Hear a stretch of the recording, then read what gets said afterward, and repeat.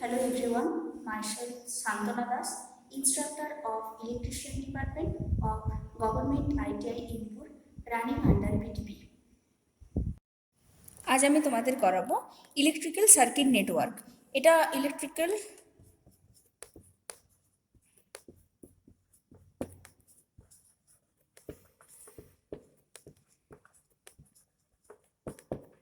Network.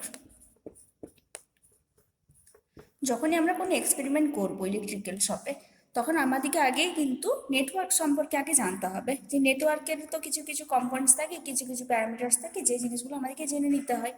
তো চলো আজকে আমরা ইলেকট্রিক্যাল সার্কিট নেটওয়ার্ক সম্পর্কে কিছু জানি। তো ইলেকট্রিক্যাল সার্কিট নেটওয়ার্কের মধ্যে প্রথমেই জানতে হবে যে ইলেকট্রিক্যাল সার্কিট জিনিসটা কি।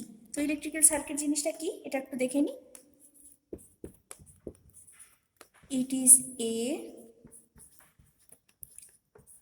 closed path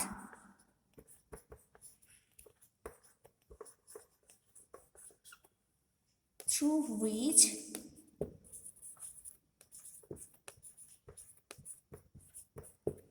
electrical current is passed is called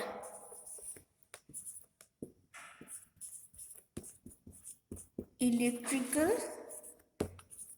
circuit network। তো এবার এখানে আছে ইলেকট্রিক্যাল কারেন্ট। এই ইলেকট্রিক্যাল কারেন্ট জিনিসটা কি এটা নিশ্চয়ই আমরা জানি। তো তবু একবার বলে দিই, ইলেকট্রিক্যাল সার্কিট কারেন্ট হলো ফ্লো অফ ফ্রি ইলেকট্রন। শুধু ইলেকট্রনও বলবো না, ইলেকট্রনগুলো যখন ফ্রি হবে তখন তাদের যে মুভ, তারা যখন কোনো কন্ডাক্টরের মধ্যে দিয়ে যখন ফ্লো করবে তখনই কিন্তু আমরা তাকে বলতে পারি যে ইলেকট্রিক্যাল কারেন্ট।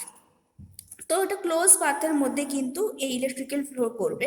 একটা কন্ডাক্টর দেখো, এই কন্ডাক্টরের মধ্যে দিয়ে ধরলাম একটা এ আর বি একটা কন্ডাক্টর, ঠিক আছে। এই কন্ডাক্টরের মধ্যে দিয়ে যখন ফ্লো করবে electricity, flow of free electron, ইলেকট্রনের যখন ফ্লোটা হবে তখন সেটাকে বলছি আমরা কারেন্ট।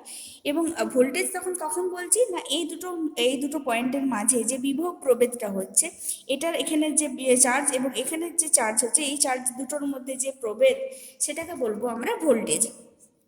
দেখো, এই ইলেকট্রিক্যাল সার্কিটের মধ্যে কিন্তু কিছু কিছু কম্পোনেন্টস আছে। চলো সেই কম্পোনেন্টসগুলোকে আমরা এবার দেখে নিই। Electrical circuit components. কম্পোনেন্টসের টাইপ অনুযায়ী এটাকে দুভাগে ভাগ করা যায়। এক হলো অ্যাক্টিভ কম্পোনেন্টস,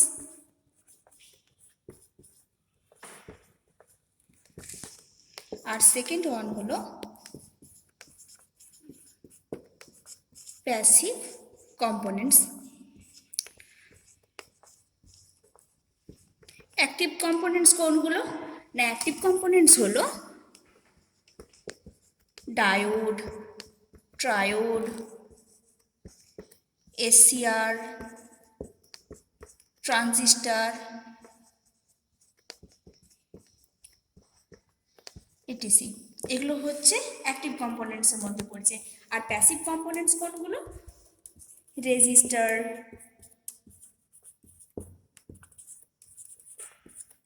ক্যাপাসিটার্স, ইন্ডাক্টার্স, এইগুলো, ঠিক আছে। এবার আসি কিছু কিছু প্যারামিটার্স। প্যারামিটার্স বলতে এই এই কম্পোনেন্টসগুলোকে কিন্তু অ্যাকচুয়ালি প্যারামিটার্স বলা হয়। যে কম্পোনেন্টসগুলোকে আমরা দুভাগে ভাগ করেছি, অ্যাক্টিভ এবং প্যাসিভ, মানে প্যাসিভ এই দুটো ফর্মে, এগুলোকেই আমরা কিন্তু বলবো প্যারামিটার্স। এগুলো কিন্তু আরেকটা কথা হয়, এটা হচ্ছে প্যারামিটার্স।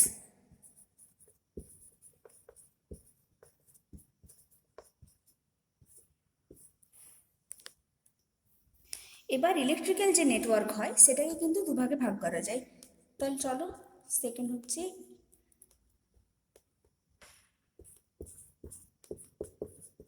Electric network. এটাকেও কিন্তু দুভাগে ভাগ করা হয়। একটা হলো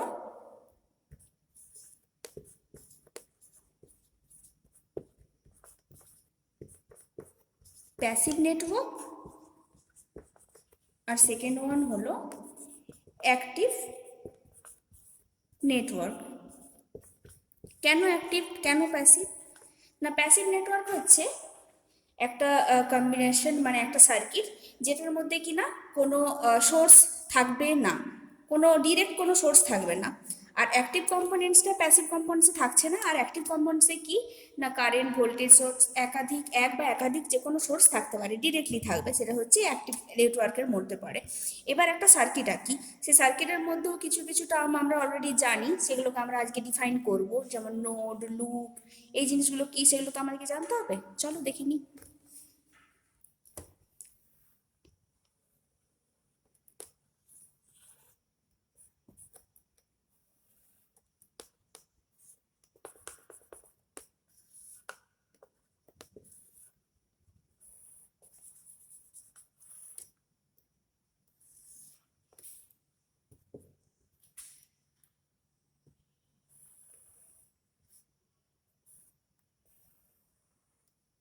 এটা একটা সার্কিট, ঠিক আছে?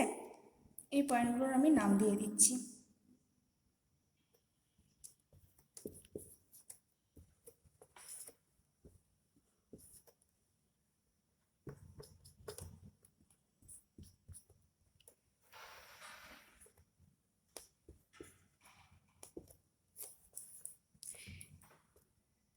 এখানে সেটা হচ্ছে ক্যাপাসিটর। দেখো, এটা একটা লুপ আমি তৈরি করেছি, লুপ মানে সার্কিট, সরি, এটা একটা সার্কিট আমি তৈরি করেছি। এখানে দেখো একটা ভোল্টেজ সোর্স দেওয়া আছে, এবং তারপরে কি দেখো অনেকগুলো ব্রাঞ্চ ভেঙে গেছে। ব্রাঞ্চ আর নোডগুলো কি না, এইগুলো হচ্ছে নোড। যখন থেকে ব্রাঞ্চ ভাঙছে বা কোনো যখন একটা সার্কিট যখন কোনো ফ্লো করবে, তখন যে পয়েন্টে পয়েন্টে যে পার্টগুলোতে অন্য ব্রাঞ্চ তৈরি হচ্ছে, সেগুলোকে আমরা বলবো junction point. Actually junction point, node হচ্ছে জাংশন পয়েন্ট, এইগুলো হচ্ছে নোড, এগুলো হচ্ছে নোড। তার মানে নোড মানে আমরা কি জানি, নোড মানে হচ্ছে জাংশন পয়েন্ট, জাংশন পয়েন্ট। এবার এটা দেখো, একটা ক্লোজ লুপ, এই ক্লোজ লুপের মধ্যেই কিন্তু কারেন্ট ফ্লো করবে। কোনো কিন্তু যদি ওপেন লুপ হয়, ওপেন লুপের মধ্যে কিন্তু কোনো লুপ মানেই হচ্ছে ক্লোজ লুপ। একটা লুপের যখনই ক্লোজ হবে তখনই কিন্তু ইলেকট্রিসিটি ফ্লো করবে। তাই এই জিনিসটা হচ্ছে, দেখো পজিটিভ টু নেগেটিভ দিয়ে ফ্লো করবে, এটা একটা হচ্ছে, আর এদিকে একটা লুপ আসছে। যেহেতু এখানে আর রেজিস্ট্যান্সটা অ্যাক্রসে লাগানো আছে, তাই এখানে দুটো লুপ তৈরি হচ্ছে, তাই এখানে এগুলোকে বলবো লুপ। তাহলে এটা হচ্ছে